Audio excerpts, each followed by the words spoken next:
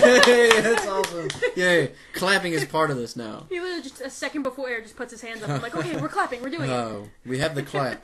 Oh, no. No. Way to ruin it. Oh, gosh. Please introduce us. God. Okay. Get this thing started. Welcome to the Exit Only Theater podcast. Woohoo! Where we clap and stuff. Yeah, All right. it's gonna sound like there's an audience somewhere. I'm joined by the most awesome. Aw, JP Leigh, thank you. Yeah, and I'm Adrian.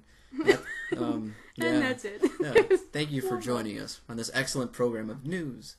All right. Today we're basically just doing a very heavy news-centered show today. And it's because we didn't want to see Pan, let's be honest. Let's be real. If we can, I know you gave me credit, but I just like to hear it on air. Oh, now. yeah, absolutely. Let's put it on record. Adrian, you were correct. That movie flopped as you anticipated. It just, let's just talk about that for a little quick second. Like how great I am at predicting box office. Oh, please. No. Also, for the record, let's just say that now we're even because I predicted Fantastic Four, and you actually paid to see that. So I feel like I actually am still one up on you. Yeah, but like it's like going to a NASCAR crash, like NASCAR race, and saying, "Oh, there's a crash gonna happen. Let's go watch." Sure, but there's still several hundreds of laps of excitement. You had like 5 minutes of decent scenes in that movie. I just want to see a new story. That's all. Fine. All right. Fair enough. All right, so we're gonna get right into it. We're gonna cover a lot of things like Ant-Man, Hail Caesar, James Bond, The Flash picking a director, and most importantly, Emilia Clarke's named Sexiest Woman Alive by Esquire magazine. That was not in our rundown. No, not at all. But it's always in my rundown. Hey, there you go. My rundown of life. All right, I have nothing to say to that, by the way. No, neither do I. I let. Nope, I'm not gonna do it. Let it go. Let it sail away. All right, we're gonna get right into it. Okay, so first, jump in. The first bit of news is that Ant-Man was recently greenlit a sequel. Mm-hmm. My favorite, yeah. Ant-Man and the Wasp is the sequel that's going to be coming in, I believe, 2018. Okay. And that one's going to be coming, and because of that, Captain Marvel, the first female-led Marvel movie, was pushed back 4 months. Okay. Now that raises a bunch of interesting points because one, personally, I didn't see a sequel to Ant-Man coming because when the Marvel slate for Phase 3 was released, everything up until Infinity War, everything seemed like it was set in stone, right? Including Captain Marvel, including Inhumans. The fact that they decided to change it, to me, this is the first time they've ever done something like that, Marvel-wise, because they've literally had everything set in stone what they wanted to do since Iron Man. The very first one. So the fact that this is the first change, and the fact that they kind of picked Ant-Man and the Wasp to be a movie, and the fact that they pushed a movie that everybody was really looking forward to, and Captain Marvel being the first female-led movie, is very interesting. And I kind of wanted to ask you, are you surprised that this sequel was even thought about being made? I'm a little surprised, mostly because I didn't think Ant-Man.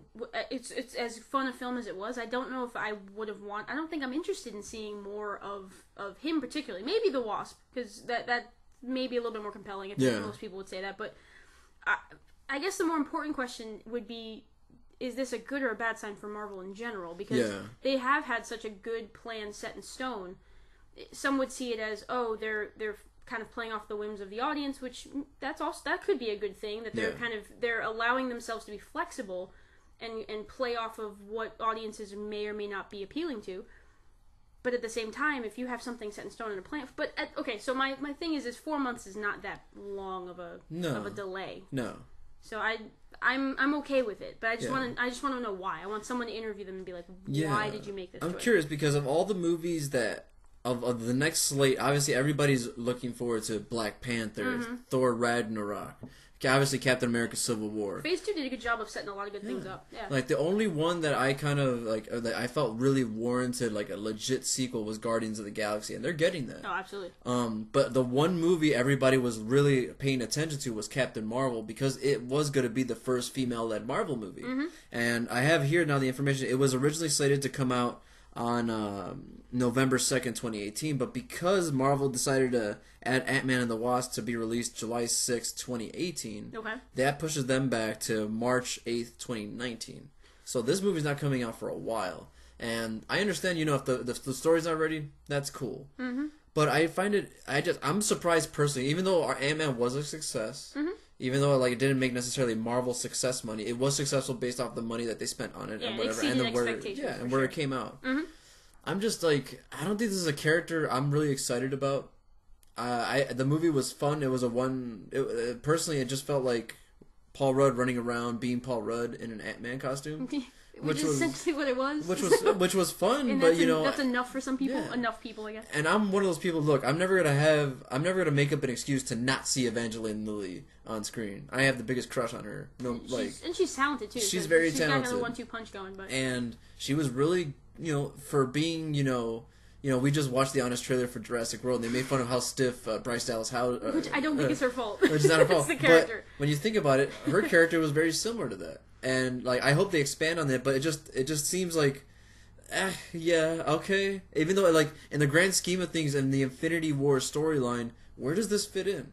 Because that's an interesting question to ask. Could it just be one of those, basically what Ant-Man's doing now, and just kind of giving people a taste of the Marvel Universe without a lot of consequence? Yeah. Which maybe that popcorn is needed when you have this, lots at stake in the other films. Yeah, I'm not excited about it. I wish, I honestly, if there were other movies that should have got a sequel, like standalone characters, you and I talked about it. I think Black Widow, it's a shame that she doesn't have her own standalone movie. It makes no sense to me that they greenlit something that's, maybe the Wasp isn't getting her own film, but she's, according to the title, a co-lead. Yeah. It doesn't make any sense to me. I think Black Widow is so much more compelling as a character, and I think Scarlett Johansson is a little more talented. Like, the story better have a legitimate role for the Wasp, because to me, when you look at it, it involves two things: Ant-Man getting a sequel, and the Wasp gets pushed back. Yeah. Which a lot of people who are really adamant about seeing a female-led superhero movie, especially for Marvel,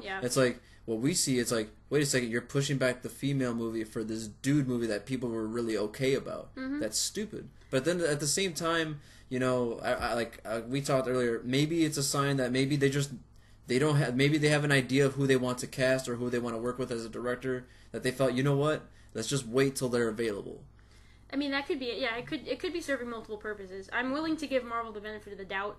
Yeah. My curiosity just lies in why you would pick the Wasp to co-lead a film and not Black Widow. Yeah.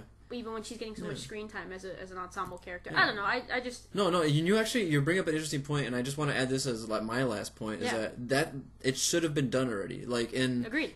Marvel released an animated movie, I want to say a year and a half ago, called Punisher and Black Widow, and they were co-leads. Yeah. And they both shared the screen equally amount. Obviously, the Punisher's a bigger name, but when you have those two kind of characters together, it makes for a really cool movie. Really compelling, yeah. Black Widow, in my opinion, it's for the Infinity War storyline. I know they have a set path of where they want to go, and you have these characters that really do play a role, and Black Widow's kind of just like, she is just kind of there. Yeah. But at the same time, like, you're telling me that Captain America Winter Soldier could have technically been a co-movie as well. I'm not saying they should have named a co-movie, but essentially you could tell that kind of story for Black Widow. No, why not do it? It's true. I mean, that movie essentially was, for at least the second act, kind of a two-person cast. Make a Black Widow Hawkeye movie instead of sending Hawkeye to his freaking farm. Sure, instead of rendering Black Widow as just a love interest for the whole, which is essentially what happened to her in the third film. Yeah, spoiler alert, I guess. Yeah, like I remember in Avengers, the first one, they were like, oh, this is just like Budapest or something like that, and and Hawkeye's like, you and I remember Budapest very differently.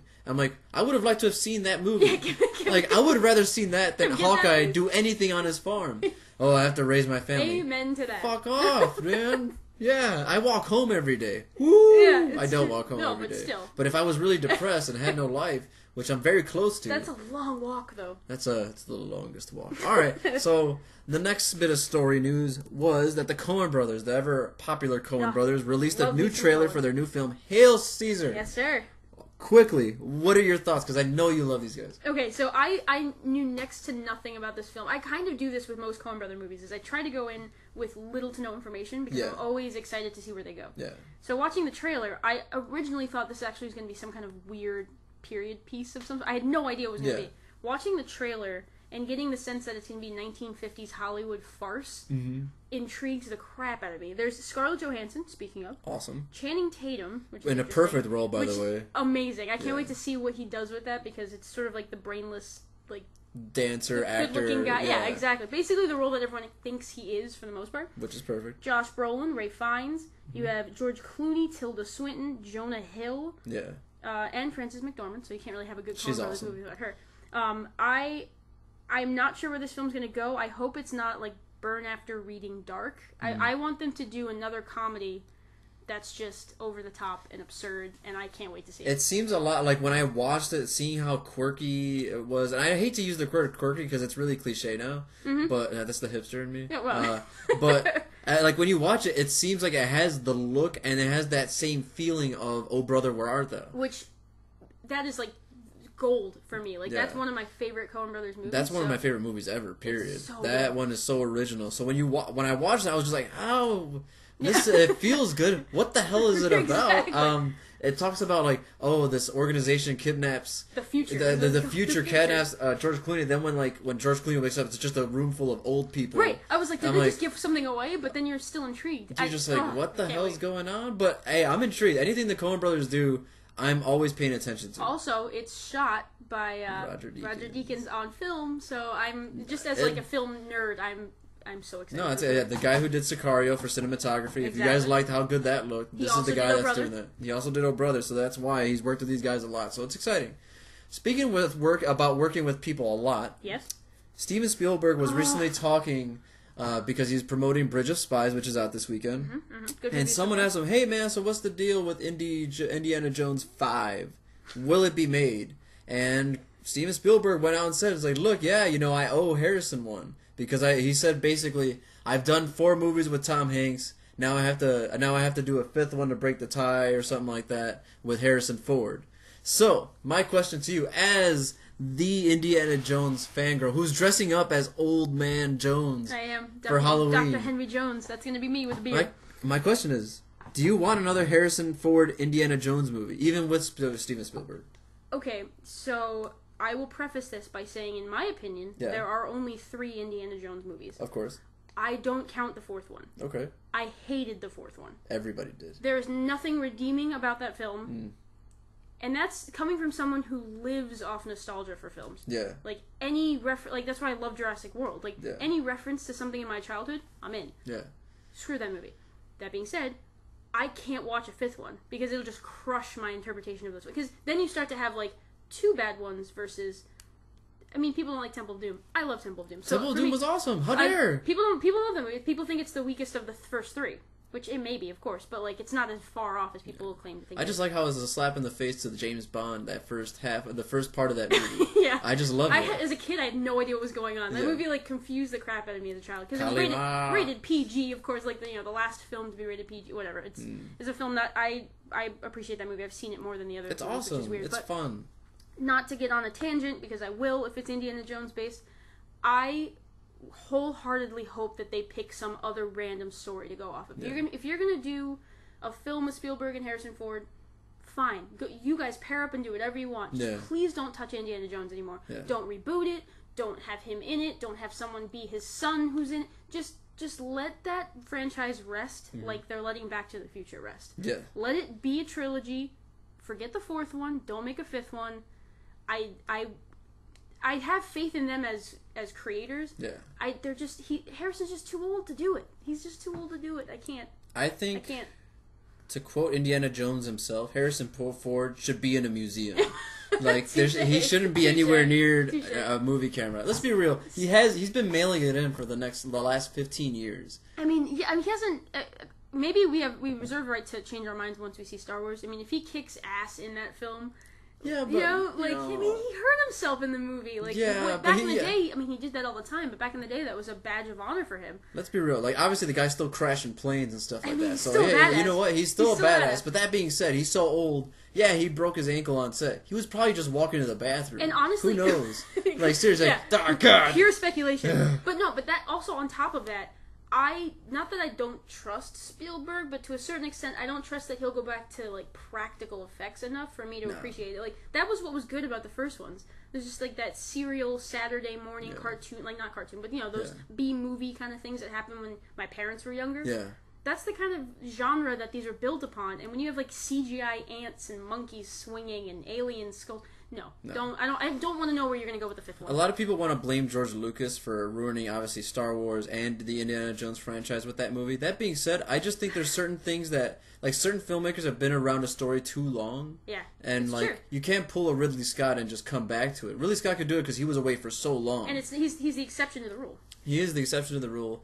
My view on it is that Spielberg needs to just continue just doing new stuff, because if you look at if you look at the Jurassic Park trilogy before Jurassic World, the garbage after the first one, all of a sudden Jurassic World comes out and it's not still like obviously he helped produce it. Yeah, and he produced the third one. He didn't direct that. It was Joe Johnston, I believe. But but it's just like, come on, guys. Yeah. I'm like, you know what? Sometimes just leave it alone. Yeah. Sometimes look, you've done your piece. If other people want to pay homage to it, awesome. But you know what? Walk away. Walk away. Let it ride. Yeah. It's fine. Next bit of news. Yep. Daniel Craig, a.k.a. 007, recently was also on a press tour.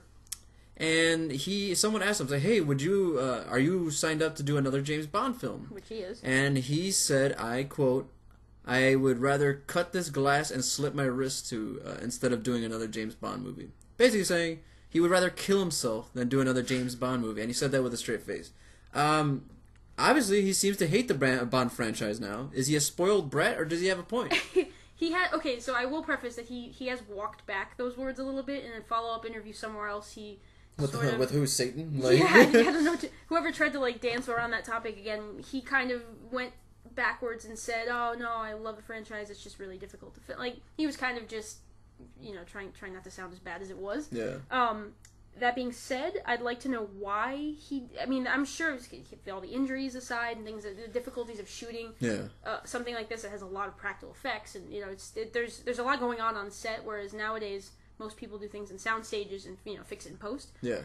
I'm hoping that's the reason why he didn't want to work on it again. It's just how much work is involved in it, and someone who might want to. For him, I know him more as a serious actor, and then James Bond second. Yeah. Maybe he wants to go back to just doing his own stuff, and this takes up probably a year of his life every 2 or 3 years. So I'm hoping that's the reason why. Yeah. I think he had one of those overreactions where anybody who plays James Bond, everybody always asks, "Are you going to do another one?" Whether you're good or bad.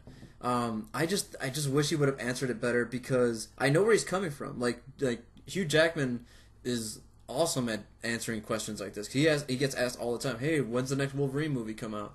And he says, "Look, I'm not in a rush to do it, but this is my last one." But just say that. Exactly. And they don't ruin. And like other actors have come out and said, "Oh wow, this guy's a spoiled brat. This guy doesn't know how good he has it." It was also a really off color remark too. Like it's unfair to say something like that when there are people who actually genuinely have problems in their lives mentally or whatever. That conversation shouldn't be joked or taken lightly. Yeah. But another thing with Hugh Jackman, to your point. Hugh Jackman's been in how many Wolverine movies? He's been Wolverine 7 times. Seven, and he's still cordial about it. He still understands how important that film was to his career, or that character was to his career. I just don't know if Daniel Craig he might have just said it as a joke, but it wasn't recorded, so in print it was, it didn't come across right. But for my sake, I hope he does a fifth one. I like them, except for Quantum of Solace. He's the best James Bond I've seen since Sean Connery. Like, I love Timothy Dalton, but he got the short end of the stick when it comes. Timothy Dalton in general. He's the man. Like, I was watching the show Chuck yesterday, and he came out in it, and it's awesome. Hot fuzz, man. He's really, really good. For sure. All right, so our next bit of news is that there's a couple new directors coming into the comic book world now. Yes. Yeah, so DC... Well, I want to start with this. Thor Ragnarok named a new director. And it's interesting because this director kind of came out of nowhere. Mm-hmm. It's a director that's directed, guess this. Like, imagine me setting this up for you. Like, okay. All right, the director of Flight of the Conchords. Okay. What We Do in the Shadows. Mm-hmm. Very mockumentary stuff. Very mockumentary kind of comedy kind of stuff. Guest-ish. Yeah, very, very right. Yeah. Very right. Is all of a sudden going to take over the Thor franchise. I'm looking up his name because it's very difficult to pronounce. No, for sure. You're setting it up well. It doesn't seem like you're struggling with the name. It's directed by Taika Waititi. And this is the thing, like, obviously you hear the name, you're like, oh, I've never heard that before. But if you saw this guy's face, he's one of those character actors that kind of come in and out of nowhere. You're like, oh, I've seen his face before. Mm-hmm. But this guy, he's never really directed anything like major action or anything like that. All of a sudden is taking over arguably probably the most important movie in the Phase 3 line up for Marvel. So, like, that's one bit of news.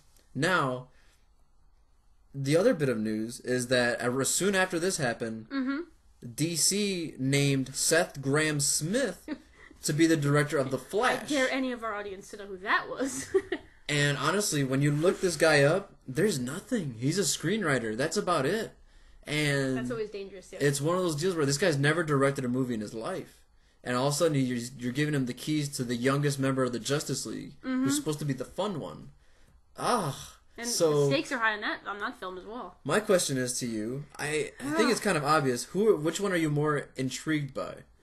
Ooh, okay. I mean, I'm more intrigued to see what is done with Thor, just given the trio of teams of directors who have worked on each of the 3 films. Yeah. And how they've had I'm assuming this will have a third and completely different tone to the other 2. Yeah. Especially starting off with Kenneth Branagh, like doing this very, very Shakespearean, almost sometimes at points almost too serious at moments. Yeah. Or like you need a little more levity. I don't know if he's going to go too far in that direction. I'm kind of I'm more intrigued about the idea of that, and I'm a little more scared of The Flash. I am right there with you. As anybody that tries to put together a debate show knows, you try to find an opposite thing. Yeah. At first, I was like, "Oh, they have a new director." Then it's this guy, and I'm just like, expectations just plummet. It's just like I'm trying to find a reason to be optimistic, but you're happy that they give this guy this amount of time to work with the character, because that movie's not coming out till like 2018, 2019. That's a good point. But at the same time, it's like you're giving the keys to somebody who's never really developed anything that major before. And the Flash is going to be like the stud of everybody. Like everybody else is kind of like this grizzled, like depressed kind of character. Like Wonder Woman is like a person of 2 worlds. Superman, person of 2 worlds. One world doesn't exist anymore. Batman has no parents. There's a lot of heavy topics. Aquaman was a guy who was originally a guy who came from this place called Atlantis, and all of a sudden was left in the human world. A guy of 2 worlds as well. Then you have the Flash, who's actually just originally human, and he's just he and like Green Lantern are kind of like the fun guys. Yeah. So you have to take that tone very seriously, and I don't think that's very interesting. I wish they would have picked that the Taika Waititi for Flash, because that would have made sense to me. That's a good point.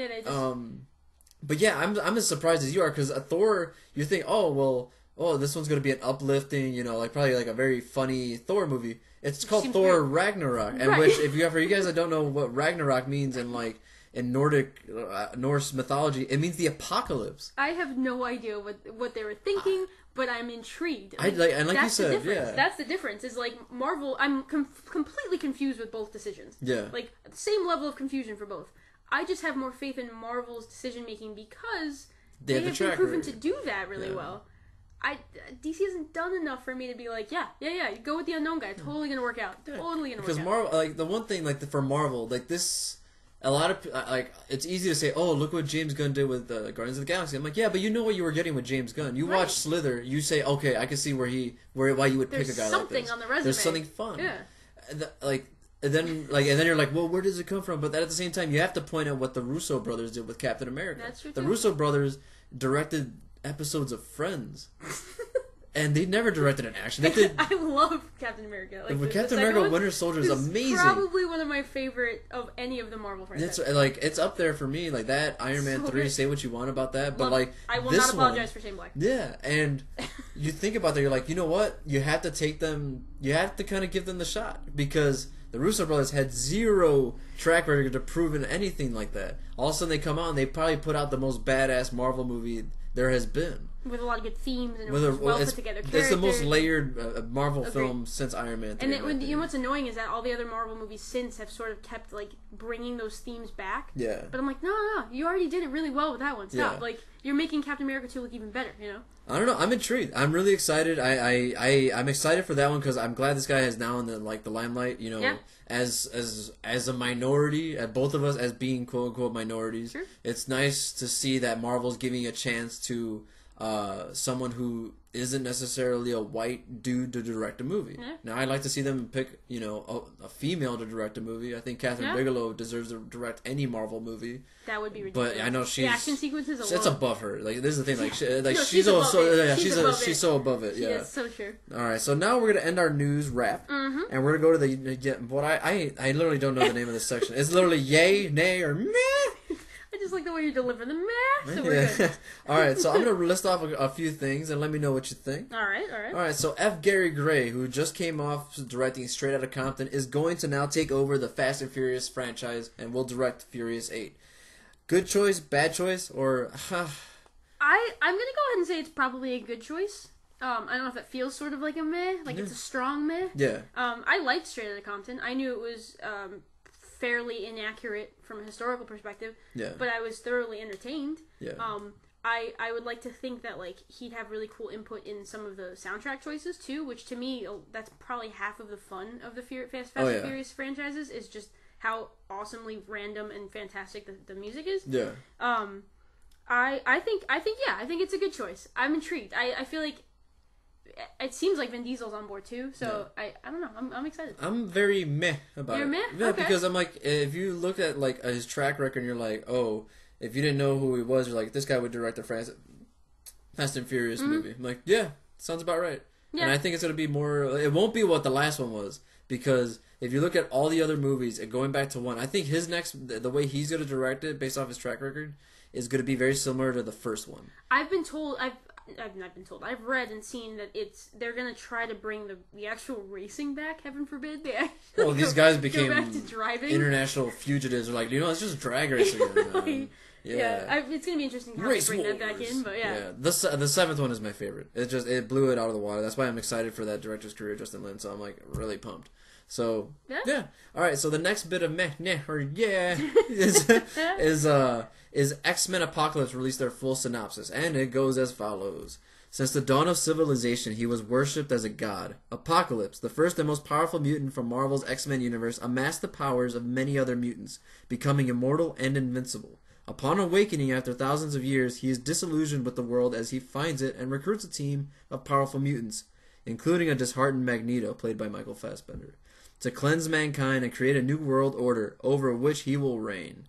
As the fate of Earth hangs in the balance, Raven, Jennifer Lawrence, will, with the help of Professor X, James McAvoy, must lead a team of young X-Men to stop their greatest nemesis and save mankind from complete destruction. Yay, nay, or heh?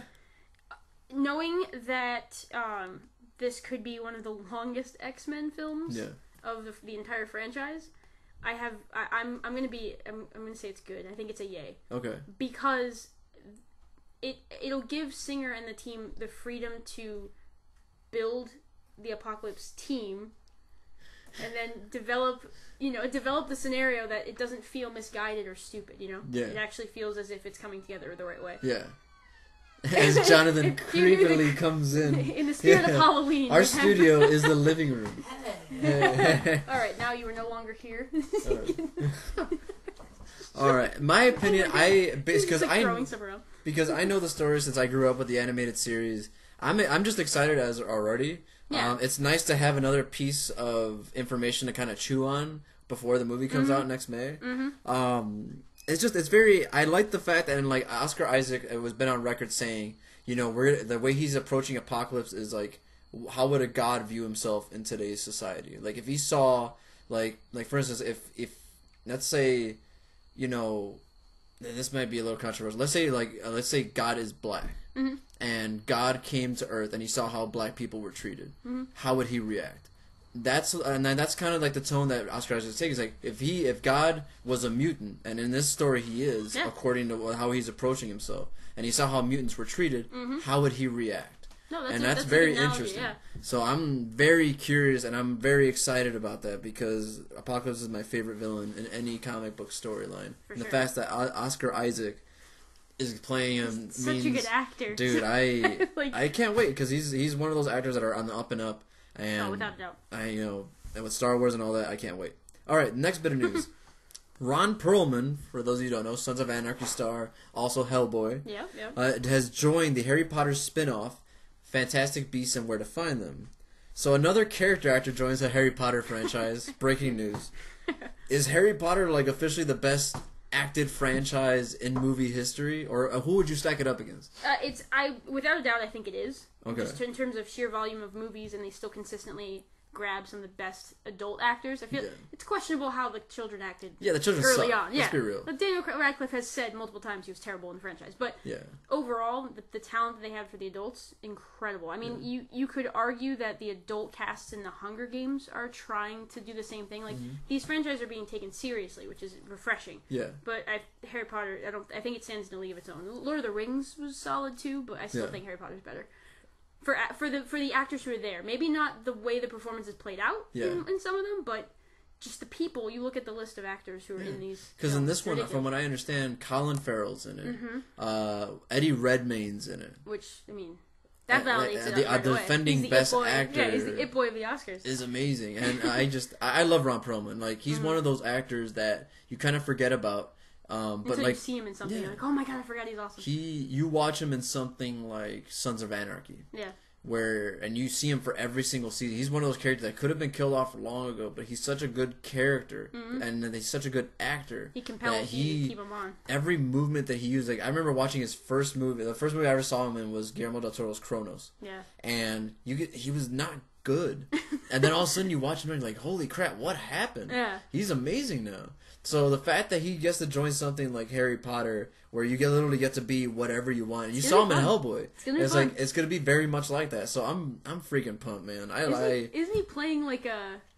He's playing like a goblin or something. Really? Yeah, like from what I read, it's like it's so against what you'd expect since he's such a huge guy. I don't mean this as disrespect. I would see it. I would imagine nothing less than him playing a goblin. He well, has one of those. Him being like an absurd character actor with an overt personality. He knows how to. He's awesome. He's really awesome. I'm really excited about that. I'm excited about that movie in general. Next bit of news: Ready Player One, the adaptation that Steven Spielberg is taking care of. Mm-hmm. And like based off a lot of the stuff that, like for instance, if you are familiar with the storyline, it plays on a lot of nostalgia stuff. It's actually in the book itself. It talks about Steven Spielberg movies, like from the past. So self-referential. But Steven Spielberg saying no, it's going to talk more about the present, not so much the past. And he says, I quote, and basically he's interested in seeing how kids are doing, how they're using technology today. He says they socialize for about a half hour, and it gets very quiet. He says. I walk into the kitchen, and 8 or 9 girls are sitting around, and they're all looking at their phones, Snapchatting and texting and Twittering and reading. Mm-hmm. It's all become so introverted. This movie's going to show why it's interesting not living in the real world, but what we're missing by not. It's a cautionary tale, but also a big rockin' adventure movie, too. Based off that, what are your thoughts about Ready Player One? Knowing that for the first time, never heard that part of the interview. Yeah. Never heard it before. I'm very intrigued by it because I feel like it's the first film in a while that he has a grasp of like the micro and macro. Yeah. Where he's always very like theme heavy in a lot of the things he's been doing recently. Yeah. And this actually feels like something like thematically and maybe plot wise sci-fi-ish that I feel like he would have done in the early 80s. Yeah. It feels like an early 80s movie. I'm really excited about it. And the fact that in another quote is like he's taking all of his references, all the film references to his stuff out to help contextualize it in the current day, and also just so he doesn't get criticism from that.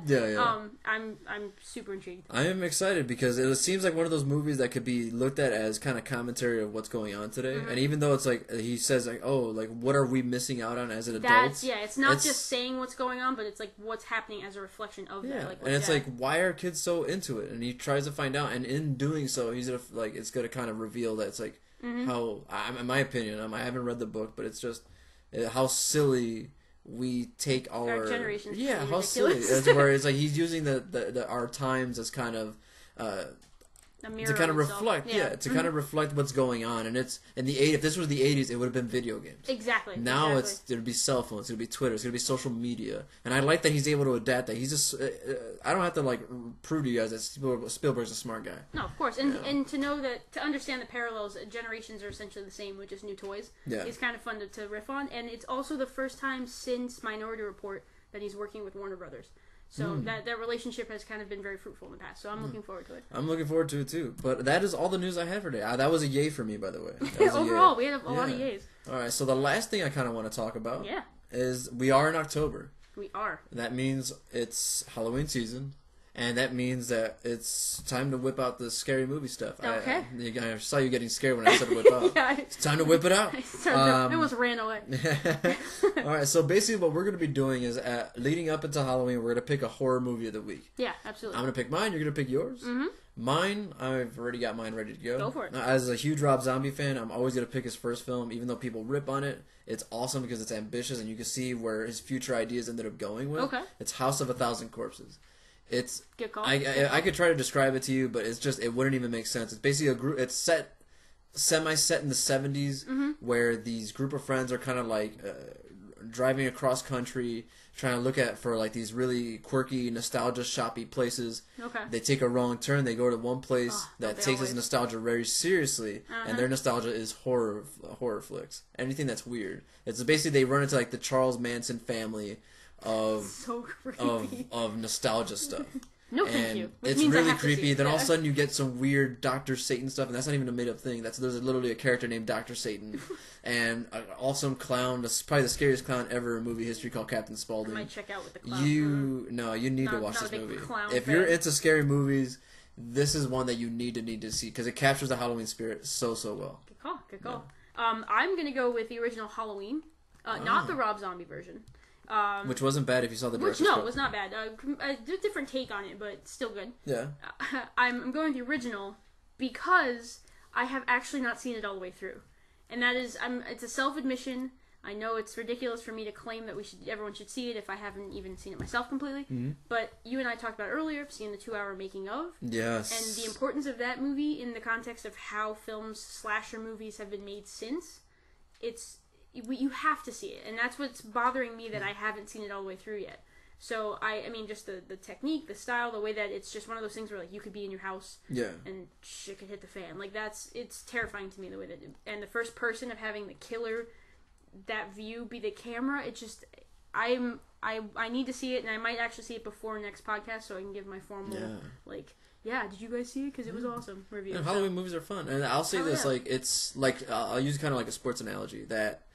When, for instance, just because someone's on the Hall of Fame doesn't necessarily mean that they didn't have like a run that made them very, very special. Good call. That John Carpenter, this was in his prime. Yeah. He had this movie.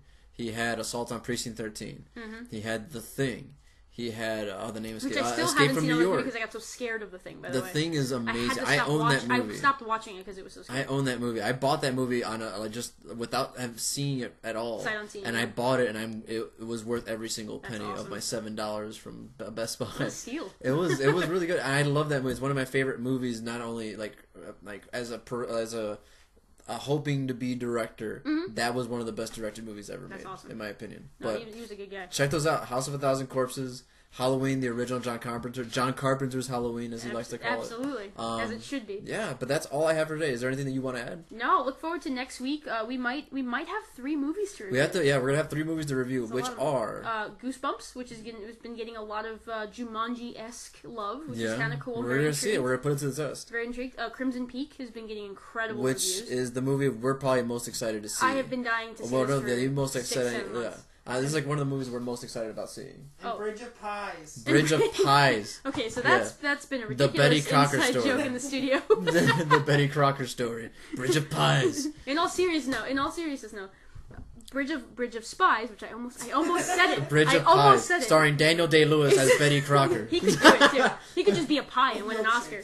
Get off my pie. is directed by Steven Spielberg and is written by the Coen brothers. So I have no idea what's going to happen with that film, but that has to be also. I'm lukewarm about it, but I'm looking forward to seeing it. Which means it might exceed your expectations, which is a good way to go into a movie without lofty ideals about it. I'll leave my hipster instincts to themselves. Leave them outside the theater. No one needs it. All right. Well, thank you guys for joining us. As always, I'm Adrian Alderete. You can find me on Facebook and Twitter, if not on the Exit Only Theater page.